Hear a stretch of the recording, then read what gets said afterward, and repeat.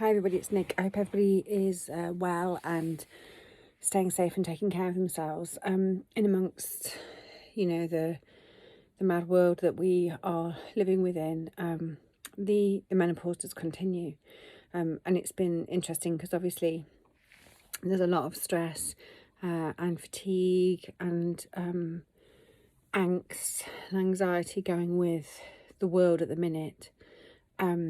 And sometimes it's difficult to kind of get your head around whether that's the environment we're within or actually physically what's happening with the menopause.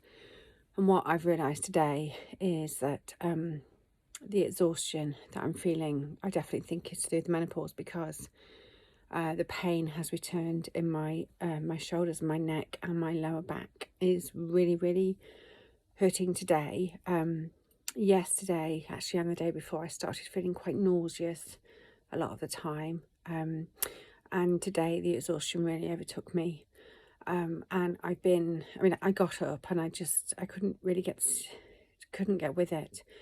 Veronica did a really fantastic yoga class this morning, and I struggled with some of the very basic moves that I have been able to do, and I struggled with them because I was actually in a lot of pain. And that's when, the alarm bell started to ring. And then this afternoon, I just felt just so bone tired. I just laid down outside in the sun, just thinking I'd just have 10 minutes.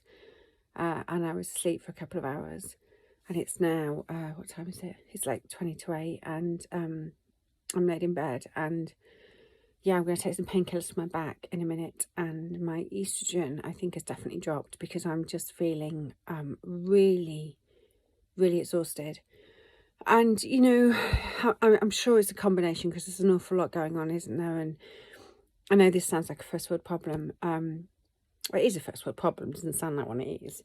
But one of the things I had to do this morning, which really really hurt, was I didn't have to, but I made the decision to do it because I think it was a sensible decision, was I cancelled our holiday that we had booked in August, which was for Italy. None of us know what's going to happen when, but we do have quite a lot of money involved in that. And so, erring on the side of safety, I think it's better to cancel. And then if things are better by that point, we can always book and go somewhere else, or indeed still go back there. And if things, if we are still in lockdown and unable to travel, then I think it's more sensible to, just play safe from a financial perspective. And it really, really, really stressed me. It really, I can't tell you, tightness in my chest when I did it. And it's about more than the holiday. It's about the fact that it represents our family time, which is like really, really important, because even though we're in lockdown now, and Nick is working from home, we don't actually see him that much because he's a key worker and he's flat out working all of the time, which is very necessary and we're really supportive of. But obviously we don't get to really see him. So it's a really big deal for me, our holidays, because it's such a massive thing for us as a family, particularly because Nick works away. Is for us to have that quality time together, and it is the right decision. And I guess this is one of the first really big things that I've had to do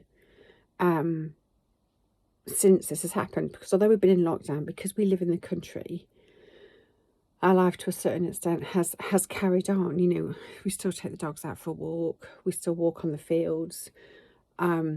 We're very blessed with where we live. We've got a lot of outdoor space, we've got different areas and so forth. So that went on today as well. And I think that it's like lots of layers, isn't it? And I think over the last 2 or 3 weeks there's been lots and lots of layers. And then I think what happens, and I know it's my estrogen because physically my body is really hurting, is when your estrogen drops, the cognitive ability you have to rationalise and to manage emotions is really reduced. So, having to make that would have always been a difficult decision. it would have always been a difficult thing for me. It would have been easier for me just to leave it and for it just to have to be cancelled and me not to make the decision. It's been a difficult decision because I've proactively made it. So that, you know, would have always been difficult because of what it means to us as a family. And of course, we'll just find a different way to have that quality family time when we get through this crisis, which we will, and when Nick is able to spend some time with us. But, you know, the point of the menopause and the point of this vlog is to say that I've been able to, one, recognise it is definitely the menopause because I've got the pain that's come back at the same time as the fatigue, at the same time as having to make, you know, these adjustments and decisions and so forth. And, you know, my emotional and mental capacity is really shot to bits. You know, I'm not dealing with it in a kind of calm and rational way. I can really feel the panic and the anxiety. And, you know, I know that that's a disproportionate response. I know that, but it doesn't stop it. So, and the other thing I've noticed as well is that, well, one, I ran out of vitamin B12, which actually I did manage to order online today, so I'm hoping that comes.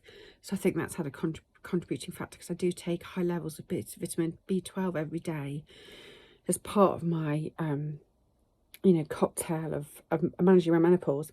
But the other thing is because we've been at home and we're eating, you know, 3 meals a day at home, and I haven't been able to pop out to the shops as much because, you know, we're trying to go as little as possible. We've been doing a lot of things like, you know, baked beans on toast or soup and bread and stuff. So I've eaten a lot more carbohydrate-based food than I would normally. And I've also eaten a lot more meat than I would do normally as well. And the diet definitely has an impact. And I think that's why I've been feeling a bit sick. Actually, that's probably related more to my insulin resistance. But I think the combination of that with definitely my estrogen dropping. And of course, you don't really know when that's going to happen because you don't have your monthly bleeding cycle. You don't know when your cycle is. So my plan is to, yeah, just allow myself to kind of conk out tonight and just go to bed early and have a bit of a cry because I feel like having a bit of a cry. And to put a fresh estrogen patch on, and I've got my estrogen gel, which is what I use to top up when I know my estrogen's gone low, which is what's happening right now. So I'm going to put that on too. And hopefully my B12 will be here in a couple of days, so I'll be able to get back on the bandwagon with that.